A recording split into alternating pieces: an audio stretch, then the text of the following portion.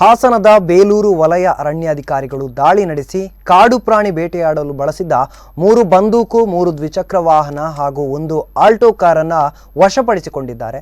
ಬೇಲೂರು ವಲಯ ಕಲ್ಲಳ್ಳಿ ಅರಣ್ಯ ಮೀಸಲು ಪ್ರದೇಶದಲ್ಲಿ ಕಾಡು ಪ್ರಾಣಿ ಬೇಟೆಯಾಡಲು ಸಂಚು ರೂಪಿಸಿರುವ ಬಗ್ಗೆ ಖಚಿತ ಮಾಹಿತಿ ಮೇರೆಗೆ ಅಧಿಕಾರಿಗಳು ದಾಳಿ ನಡೆಸಿದ್ದಾರೆ. ಈ ವೇಳೆ ಆರೋಪಿಗಳು ಪರಾರಿಯಾಗಿದ್ದು ಬೇಟೆಯಾಡಲು ಬಳಸಿದ್ದಂಥ ಬಂದೂಕು ಹಾಗೂ ವಾಹನಗಳನ್ನು ವಶಪಡಿಸಿಕೊಳ್ಳಲಾಗಿದೆ.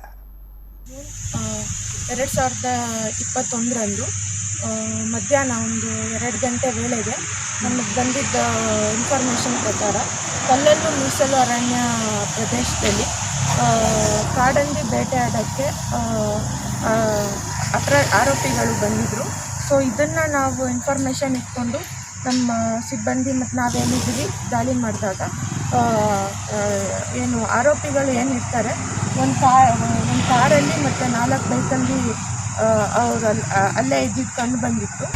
ಆವಾಗ ನಾವು ವಶಪಡಿಸ್ಕೊಳ್ಳೋಕ್ಕಿದ್ದಾಗ ಅಲ್ಲಿಂದ ಆರೋಪಿಗಳು ಬೇರೆ ಕಾರಲ್ಲಿ ಪರಾರಿಯಾಗಿರ್ತಾರೆ.